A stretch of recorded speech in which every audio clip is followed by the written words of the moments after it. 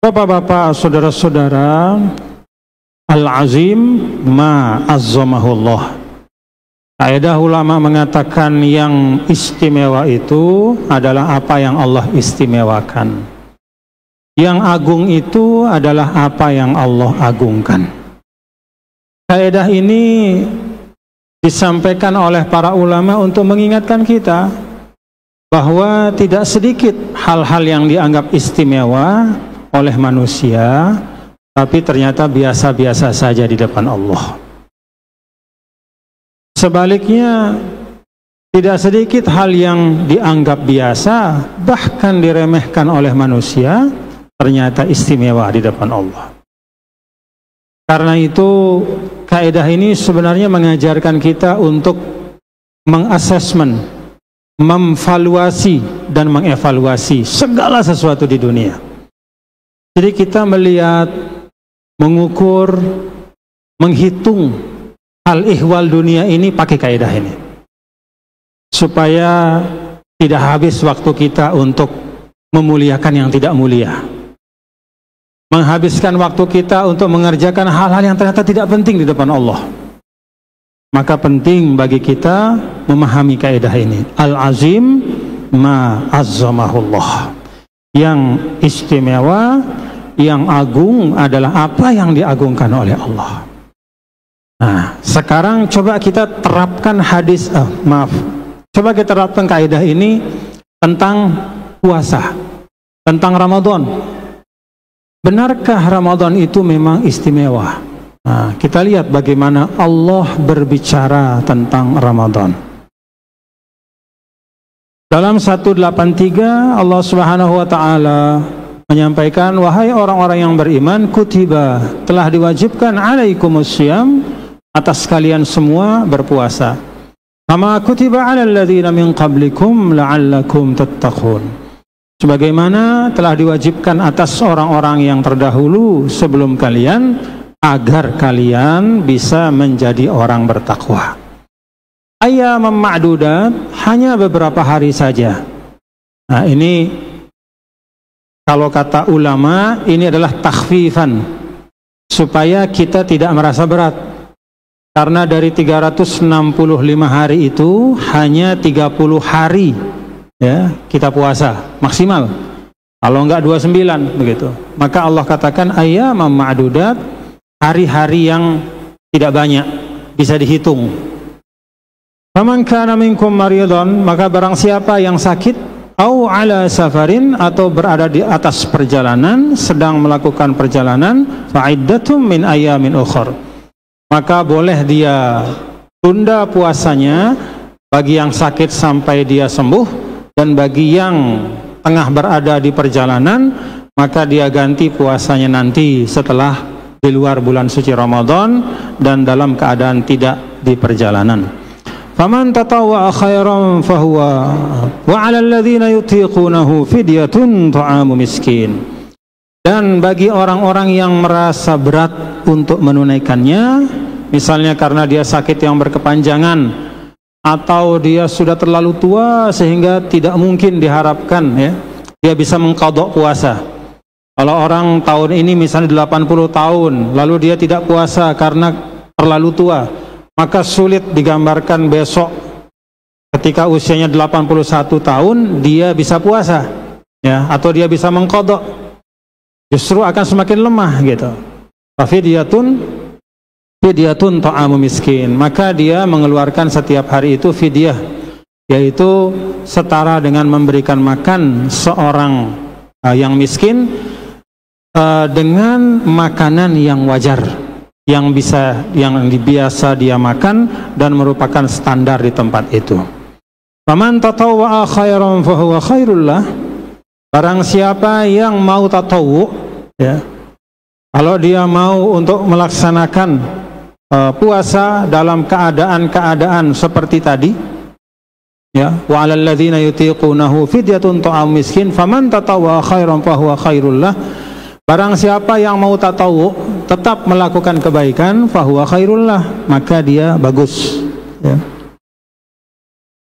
Itu lebih baik. Wa antasumu khairul lakum In kuntum ta'lamun, dan puasa itu lebih baik bagi kalian. Ya, orang nggak puasa sehat, orang puasa sehat juga, ya. Tapi dengan berpuasa, sehatmu itu plusnya apa? Ketaatan. Jadi puasa itu lebih baik daripada tidak puasa.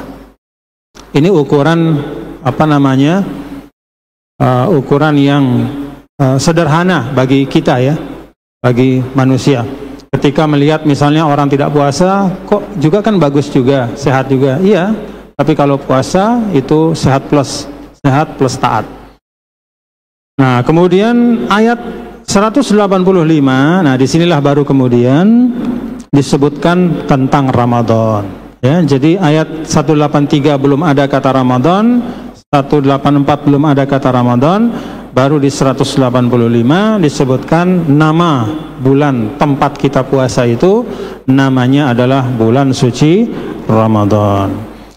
Syahrul Ramadan alladzi unzila fihi al-Qur'an hudan lin-nas bayyinatin minal huda wal furqan. Bulan Ramadan yang diturunkan di dalamnya Al-Qur'an sebagai petunjuk bagi manusia dan penjelas terhadap petunjuk itu serta pembeda antara hak dan yang batil. Faman syahida minkumus syahra falyasum. Maka barang siapa yang hadir pada bulan itu, dia masih hidup, begitu masuk Ramadan dia masih hidup, ya. Dia masih hidup, akil balik, falyasum, maka wajib dia berpuasa. Nah, ayat 185 ini kata ulama adalah ayat yang mewajibkan secara mutlak. Karena ayat yang sebelumnya, ayat 184, menurut sebagian ulama itu masih ada pilihan. Jadi sebelum puasa itu menjadi sesuatu yang wajib, puasa itu menjadi pilihan. Pilihan bagi yang mampu mengerjakannya, silahkan, itu lebih bagus. Tapi kalau tidak mampu, dia tidak dosa juga, gitu kira-kira. Nah, di 185 ini Allah Ta'ala menghilangkan pilihan itu dan mewajibkan. Tapi ada hukum di ayat sebelumnya yang masih tetap bertahan pada ayat 185. Apa itu? Rukhsah. Jadi di 184 ada keringanan, yang sakit, yang sedang musafir, dia tidak puasa. Ayat 185, keringanan ini ditetapkan oleh Allah sampai hari kiamat.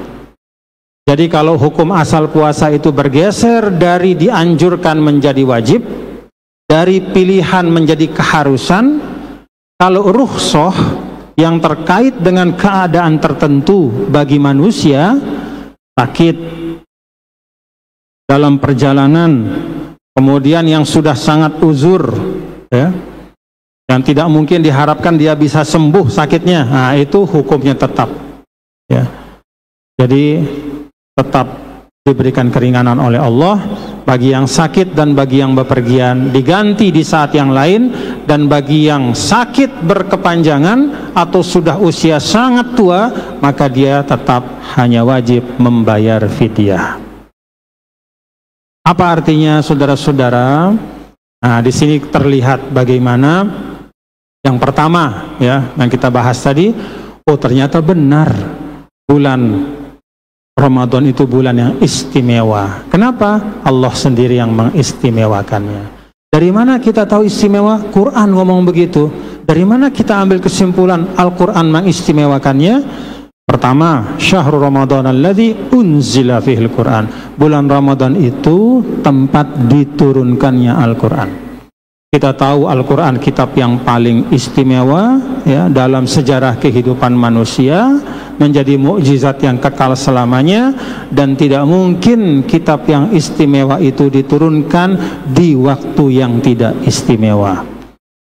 Jadi dari potongan ayat ini kita tahu, oh memang benar, ternyata bulan Ramadan itu bulan yang diistimewakan oleh Allah.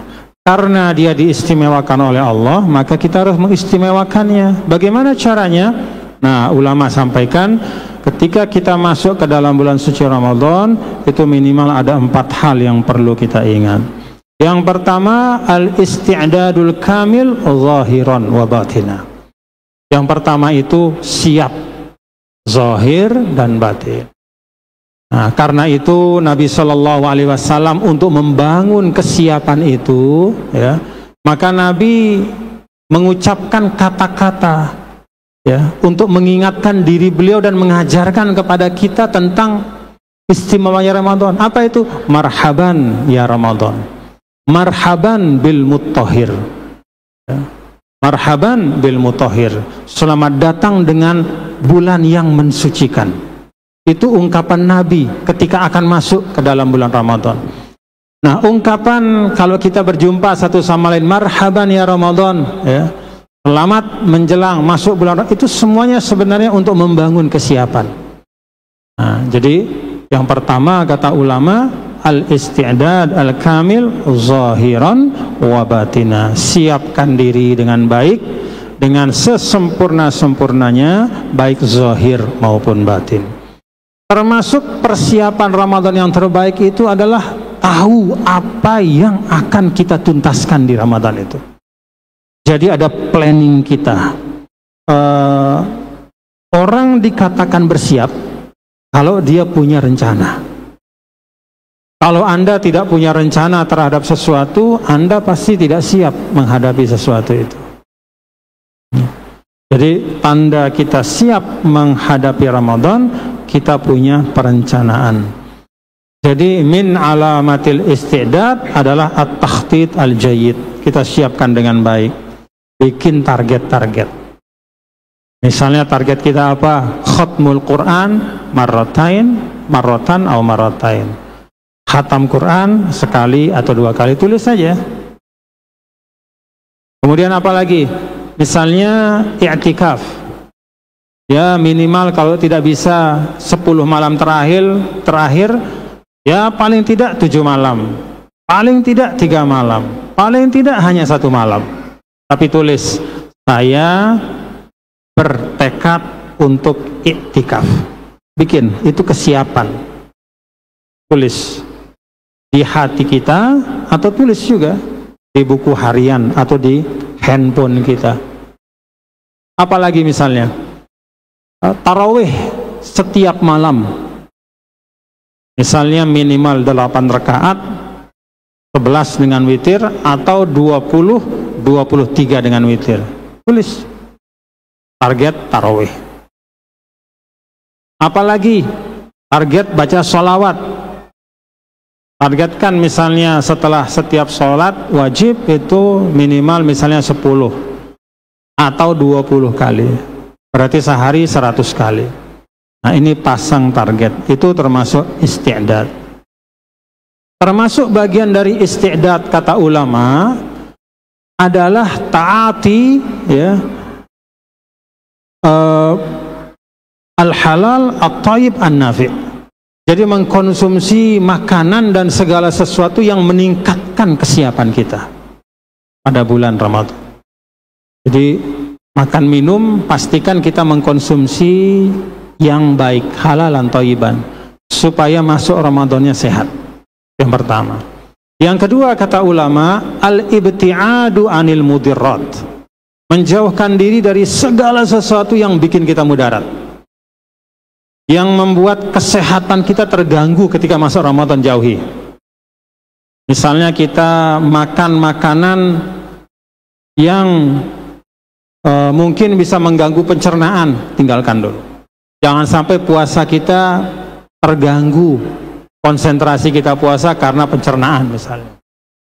Atau kita punya kebiasaan, entah tidur, ya, atau apapun lah namanya, yang bisa mengganggu siklus kita melaksanakan puasa. Suka begadang misalnya, coba diatur, ya, supaya tradisi atau kebiasaan yang tidak baik, baik itu mengkonsumsi sesuatu atau pengaturan waktu kita yang bisa mengganggu, ya, keafdolan kita berpuasa, itu kita tinggalkan.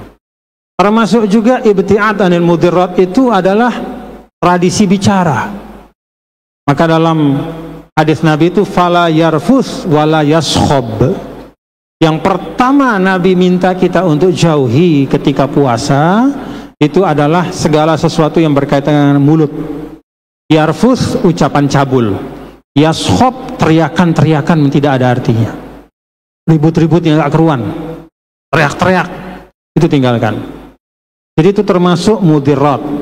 Ketika akan masuk Ramadan, kita sisihkan, kita hilangkan, minimal kita kurangi tradisi, kebiasaan, baik ucapan maupun perbuatan yang bisa memudaratkan kita dalam bulan suci Ramadan.